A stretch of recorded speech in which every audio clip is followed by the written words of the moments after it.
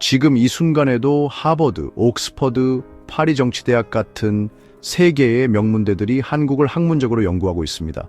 단순히 K-팝이나 드라마의 유행 때문이 아닙니다. BTS가 유엔에서 연설했기 때문도 아닙니다. 그들이 진짜 놀란 건 바로 한국이라는 나라의 깊은 내면, 그리고 그 안에 숨겨진 이상한 나라 같은 성장의 동력이었습니다. 오늘은 그 진짜 이유를 조용히 그러나 깊이 들여다보려 합니다. 먼저 숫자로 확인해보죠.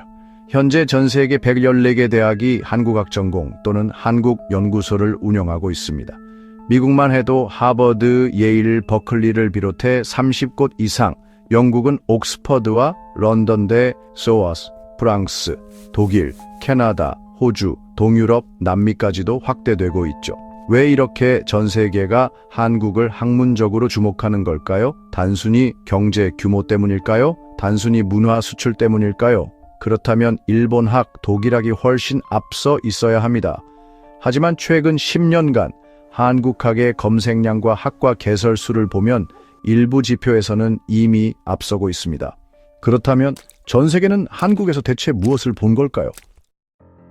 첫 번째 이유는 격동기 20세기 혼란과 변화를 거쳐 21세기 경제와 문화의 새로운 전환점이 된 한국의 흐름 때문입니다. 한국은 외세의 지배 아래 있었던 시기, 남과 북이 각자의 길을 걷게 된 현실, 한반도 전체를 뒤흔든 대규모 갈등의 흔적, 민주주의로 가는 길에서 겪었던 통치적 긴장, 심각한 자원 부족과 생활 기반의 불안정함, 이런 복합적인 시기를 거쳐 지금은 디지털 기술의 강국, 문화 콘텐츠 수출 강국, 경제적 안정과 글로벌 영향력을 동시에 가진 나라가 되었습니다.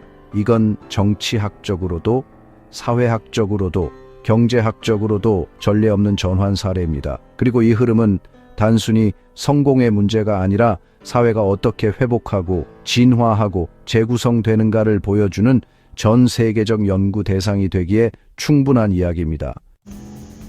또 하나, 한국은 기술, 교육, 시민 참여가 조화를 이룬 독특한 사회로 주목받고 있습니다. 세계 최고 수준의 디지털 인프라, 동시에 초고 학력 사회, 그리고 집단 협업과 공동체 의식의 결합까지, 이런 구조는 서구 선진국에서도 개발도상국에서도 보기 힘든 독특한 조합입니다. 예를 들어 코로나 당시 한국은 자발적인 시민 협력, 기술 기반의 방역 시스템, 질서 있는 대응으로 세계의 주목을 받았습니다.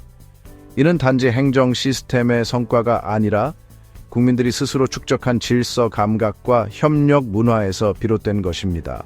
이런 사례는 데이터로도 정책 사례로도 가치가 높고, 그래서 더 많은 국제 연구자들이 한국에 주목하고 있습니다. 한국학이 매력적인 마지막 이유는 바로 한국이 인류가 직면한 여러 문제를 가장 먼저 마주하고 있기 때문입니다.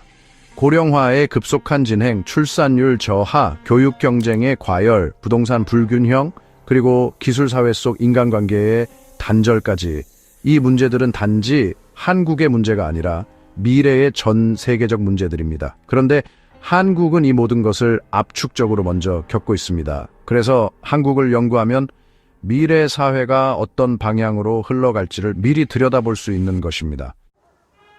여러분은 혹시 지금도 한국 사회에 실망하고 계신가요?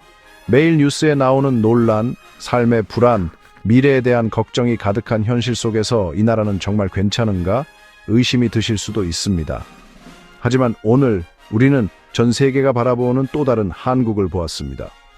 한국은 지금 전 세계에서 가장 독특한 속도로 변화하고 있는 사회입니다. 한국을 연구하는 그들의 눈에 비친 한국은 단점이 아니라 가능성의 상징이었습니다.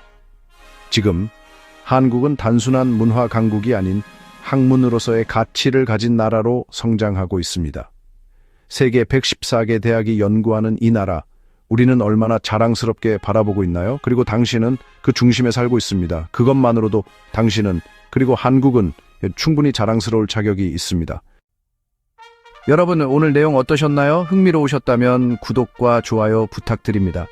세상 흐름을 읽는 교양 채널 러블리 TV였습니다.